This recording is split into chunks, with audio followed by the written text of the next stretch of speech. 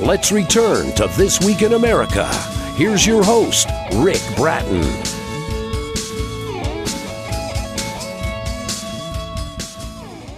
Welcome back, everybody, coast to coast, This Week in America. A strikingly suspenseful tale of hidden truths, disappeared and found by Kerry Reis, takes a simple quest and gives it so many twists and turns, readers will be on pins and needles until the end.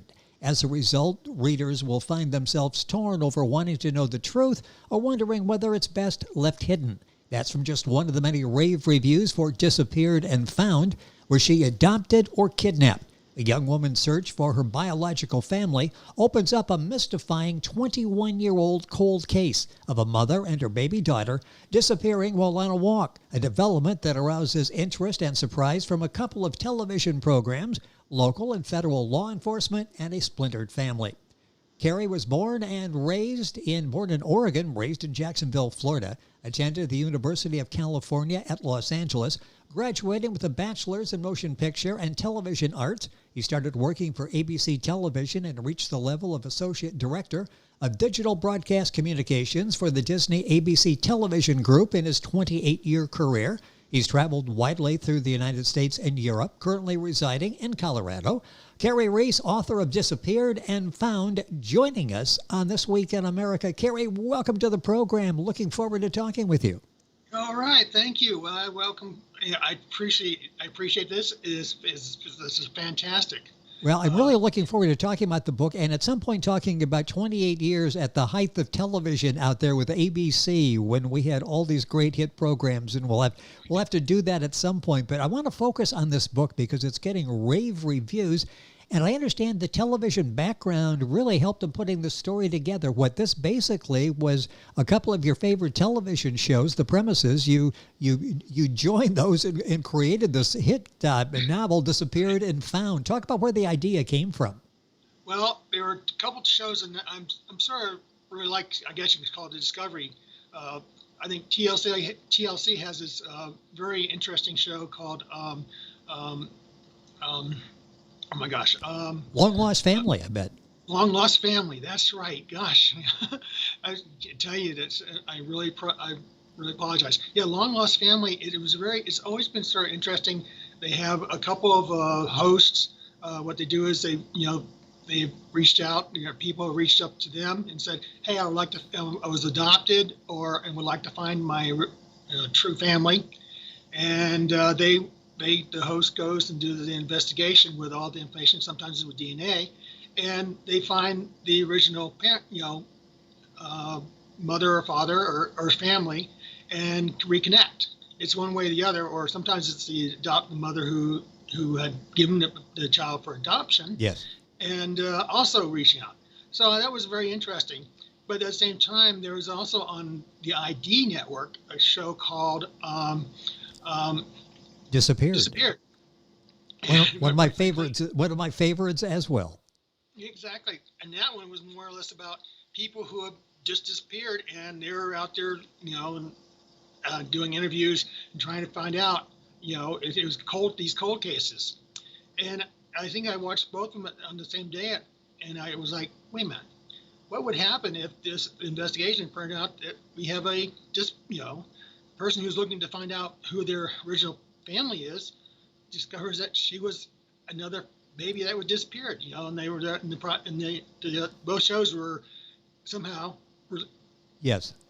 working on the same thing, and it sort of creates this sort of interplay. And I said, that looks like, I thought that was such a wonderful idea. I'm very good. I really do love mysteries. That's sort of like one of my favorites. Well, you're combining these two, and it's interesting because I watched Long Lost Family and Disappeared, not creative enough to put the two together and to come up with this great storyline that you have in Disappeared and Found. I mentioned in the beginning, was she adopted or kidnapped? That's the whole, lays it all out there, and your mind is wandering all over the place as you follow this. Talk about Dorothy, the lead character in the book, and how she goes off in one direction and then has a whole lot of question marks, and she has a whole lot of decisions to make as well. Right. Well, first off, the whole thing is that I started out first that she finds out she's adopted, because she's never been told that she's quote was adopted. She suddenly overhears it, or actually I came up with an idea, because I know something about blood types, that where she's she's learning, she's in college and she's checking and she's in a class about they're having her do her blood type to see how it works, how to test. And it's there where she realizes that her father, that the blood type she has does not match her mother and father's. And that's where they said, no, that's when she goes to find out why. And that's when she overhears the father saying, hey, she was adopted. I don't want her to know. And she suddenly realized, I was adopted. And that's where it gets the idea that, especially someone who finds out that they're adopted late in life, never knowing Yes. That gives them more of an impetus to say, I want to find out, why was I adopted? And, who would give me away? And that's where and so I said, okay, I used the one show, and I created a sort of similar type of show for this, where she could reach out. And then that's when they do the research, and when they reach out they get a DNA sample. It says, they reach out and where the sample connected to a potential close connection, like a brother. And at the time when they reach out to him, he's doing an interview about a disappearance, because when they say, hey, did you have a sister who was put out for adoption? He says, no, my baby sister and my mother disappeared 20 years ago. And especially now you have this other show that's talking about, Yes. wow, disappearance. And I think I just realized that by putting this together, it created now we got a whole mystery to really search through. And I mentioned twist and turn several times. That's an understatement, because you go all over with this, and your mind is wondering, like, what is going to happen here? The book is Disappeared and Found. The author is Kerry Reis. I'm going to spell that. That's Kerry. Reis is Reis. His website is kerrylreis.com. The book's available at Amazon, Barnes & Noble, the usual places. You can go to our website, thisweekinamerica.us, link directly on, or go to Kerry's website. We'll have that link up there as well. And I'll give you all that as we go through the program. So Dorothy thinks for a while, okay, this is my family. No, I was adopted. No, I might have been actually stolen, and going through all these emotions and who's my real family, and do I have family out there that I don't know is there? So here's a cold case. Here's this, all these questions that are presented. 2 national programs that basically are working on it. What type of research did you have to do to follow through with both these different storylines? Well, what I try and do is, first off, I knew about blood types, so that was one reason why I understood how to fit that in. I did, I'd gone through various the concepts of some of it is sort of like history in a way, because even though I've seen the shows, I sort of know how the shows work in the background a little bit. Yes. And then so that sort of gives me an idea of how these shows would interact. I think that some of the research is like trying to figure out background. Where would be good places? How would I fit where this would occur? So that it fits with the. I had to come up with the background itself, what the real answer is, and then make sure that everything fits into place. So I go through maps and everything. That's why I chose the Northwest. I figured that there was like a one situation where you have like a hospital that's a research hospital, and I figured that Seattle is a good place for that. So I used that, and then a little bit down in North California.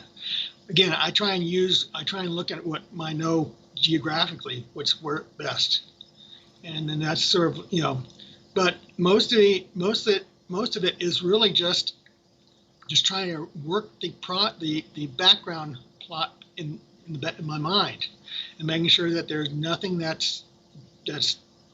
doesn't conflict. Yes. You That's do an what- excellent job with that. Disappeared and Found. Kerry Reis, that's Reis, is the author. Kerry with a K. You'll find his website, kerrylreis.com. All of the reviews talk about, I started reading and you grabbed me right on the first page. Talk about that. Once you come up with this concept, the story you want to tell, you grab us right away. Sometimes it takes a couple of chapters before the author really gets to what the meat of the story is. You grab us right away. Talk about that, the writing process and understanding the importance of getting out of the starting gate rapidly. Well, in a way, I guess I look at it probably because of thinking about it in essence of TV. Because, Yes. in many ways, if you're producing a television show, then you want people to, if they're not interested within the first minute or so, they're going to turn off. You're going to switch over to another show. If it's a movie or something like that, a TV movie, or even that pilot of a series, it takes it's very hard to keep people when they have other options to say, oh, yeah, okay, move on to the next one. So I think that I always realize that first chapter or first part is something that says that right off the bat, something is going on here. I'm interested, and that's the first thing I have to look at. What is, how do you get people enwrapped the first time? Yes. So I had to, that first chapter was really about, wow, I'm not who I, where she says, wait a minute, the blood types don't match. Whoa, we got a mystery right now. Even though it doesn't go into the, it takes about a few chapters to get into the main mystery.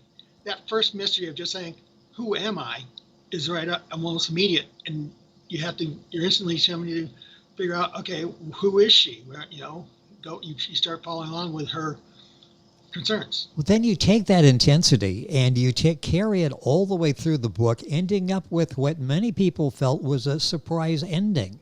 Like, wow, I didn't see that coming.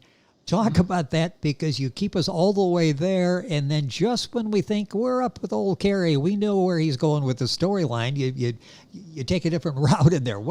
Talk about the process of ending the book on a way that's really satisfying for the reader. Well, it's sort of, in one sense, that's I don't want to give away what's going on. Yeah, you don't give it away, but just the idea in your mind that I'm going to surprise people at the end. It really comes down to that. Sometimes in order for the idea to, you have this twist. Sometimes, in a way, it's because, like a magician, if there are certain things, other things that happen around it that may redirect what you think it's going. Whereas if you really think about it, you can see where it is going. In some sense, it's, I think that it really was a matter of making sure that that anything is complicated, that there is no one straight line in the plot. You see these other ideas or other aspects in the plot that show you totally different ideas, that you get so involved in those. And then all of a sudden, the one area you look at, that's where, he comes right back to. And I think and I know that's sort of difficult for people to follow, but I, can't really give you an example in this case for the simple reason that it would give away what is going on. Yeah, and it was almost borderline unfair to ask you that, but the reviews were talking about surprise endings, so I thought, okay, we'll keep them guessing, but don't want to tell them any more than that, because it's such an entertaining journey from page one from who am I to where the book ends. It's done so well. Disappeared and Found. Kerry Reis is the author and our guest. That's KerryReis. His website is kerrylreis.com. All of this on our website, thisweekinamerica.us. Book at Amazon, all the usual places. And talking about the writing process, you had this foundation with television. Does that assist you? I mean, it's storytelling, a different manner of storytelling, but it's still storytelling. Does that help you laying out the story that you're going to present to us? Yeah, and actually I can go right all the way back to UCLA when I got in the degree, the screenwriting classes. The first thing we talked about with screenwriting is coming up with the background, a outline, so that you know where it's going and figure out where the paths are going. And I think that's, so that's what I would, that's exactly how I did it. The same way I did an outline as if it was doing a script. But that gives me that path. And instead of doing a script, you then just fill it out with the full description and words. And so I have, basically, I have a document with each individual scene, if you can call it that way, going from the beginning to the end. In fact, that's the sort of way I was thinking about. I think that I was thinking about doing, I was doing creative aspects. I was first thinking of scripts, but I think when with the self-publishing age, you realize you can also do it for books as well, and you don't have to worry about too much about battling or yes. just getting the story in there and getting it out. Your other book is based on a movie as well, Legacy Discovered. This is the classic movie from years ago, the love story. Yeah. Talk briefly about, got a couple minutes here to talk about that. Legacy Discovered. That book's still available. You'll find it wherever, and Kerry's got information on his website. Talk about that, because you have a sort of a different take on love story. Yeah, exactly. Because that's when I first just realized. Actually, at the time I came up with the idea was really right when I had left it, just after I left ABC, Disney ABC. But at that point, I was thinking of making a book, and I just saw the movie Love Story, and the first thing I thought of is what would happen if she hadn't died. And then I thought, oh my gosh, what if we had created a situation like, oh, what if our hero, our guy wanted to actually, meet with and actually live with this girl, but he was afraid of his class, his social. And that's when I came up with the idea of having him, him fake his death in order to be able to live and marry her and have children. Yes. Until 20 years or 16 years later, suddenly comes out that, hey, he's really the son of a billionaire, and now it all comes out and they have to deal with it. And that was that. So it still has that same love connection, but it's more family now, because it's not, instead of Allie being being someone who dies early, this becomes more or less, how do we combine or bring the family together, especially when we have children and we have a marriage history behind it, but it's still keeping the love together. An interesting take on that, and that's Legacy Discovered by Kerry Reis, our guest and author of that book, and Disappeared and Found, the book we're talking about on the program. Do you sit there watching television with a legal pad so you could jot ideas down for upcoming story ideas? No, actually, I just sort of get interested in watching TV. Of course, lately I've been doing a lot more of that.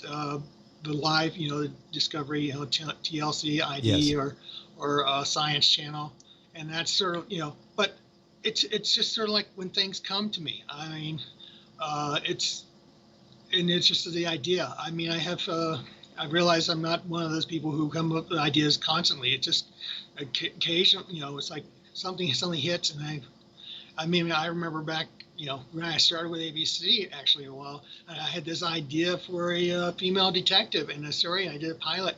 Actually, I wrote out a script, and I was really pleased when one of my coworkers actually walked it down to the executive, primetime executive. Oh, yes. Although they didn't, they just sort of said, well, it wasn't what we wanted or anything, but still, the idea that I can say that I had a script, it was sort of interesting, and I had some friends say that, hey, what I did in that script, sort of, I foresaw things, but it's just a matter of, my mind just sort of works around, and if something that makes a connection.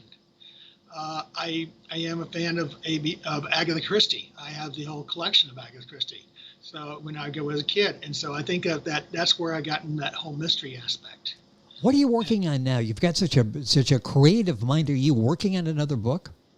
At this time, I'm not. I'm just keeping my eyes open and see if something's coming in. I know somebody told me that since I'm on at this HOA board of the community I'm in, that I could probably do a book about HOA, political. Oh, behind the scenes of an HOA, boy, we would love that. I guess, in in a way, the whole it's even though it's a smaller area, but it's a political aspect. I haven't quite figured it out yet, but I just keep myself open, and I know that there's the ability to do this. So I'm more, but I realize with the self-publishing age, you really as soon as you put a book out, you're suddenly faced with having to go out and do the marketing yourself, as opposed to having somebody behind you with lots of money to do it for yes, you. So. yes. Well, and you were part of that when you were with ABC. I'm going to take a couple minutes here to go back and talk about. You were part of that that age of television when hit shows were hit shows. They didn't have like 10% of the audience and everybody was ecstatic. Well, you had 40 shares that were common. That meant 40% of the people watching television at the time were watching that particular show. I'm going to ask you, I was reading an interview and you were talking about CSI and you were doing some promotional work on that. And an interesting story, CSI almost ended up with another network. If you got a second, remember the story. Tell us, this is fascinating. Yes, because basically what happened was that CSI was a combination between Touchstone, which was the television production unit of Disney, and the CBS studios. And what happened was that since they had when Disney at that time, right at that time, had gone and bought, and that's when they bought and merged ABC into the Disney studios around that time. And because we just got moved into ABC, into the Disney ABC combination, that's why I was able to see the pilot, and because I was actually choosing clips where need to be. But it was presented to the ABC producers who looked at it, and program execs who looked at it and said, "Well, it's good, but it was too expensive, and it would have to be a number one show in order for us to make to really." So they passed on it, and then it went toward to the partners, the CBS, and then because and CBS took it, and at the same time, Touchstone decided that let CBS have it, and they walked away from it, so it was totally produced on their CBS. But it was still at one time where you saw that there is a sort of interplay, and it was so interesting to be there, to be able to watch it and do the clips for Touchstone at the time, and with not realizing it was going to be on ABC for, but still. And when you mention CSI now and all the spinoffs, you think of CBS, and I did not remember even reading at the time that was ABC was in the mix there as well. A minute or so left here. I mentioned maybe the golden age of television back then when you had hit after hit, and they commanded large shares of the audience. Some people would say we're in the golden age now. I can watch anything I want, anytime I want. As a TV fan, what do you think of the whole streaming era that we're in now? And literally television, you can watch 500 channels. And I know, and I saw that whole thing as you can see the digital creating with cable as it's breaking out. For people, it's like, oh, we can watch all this stuff.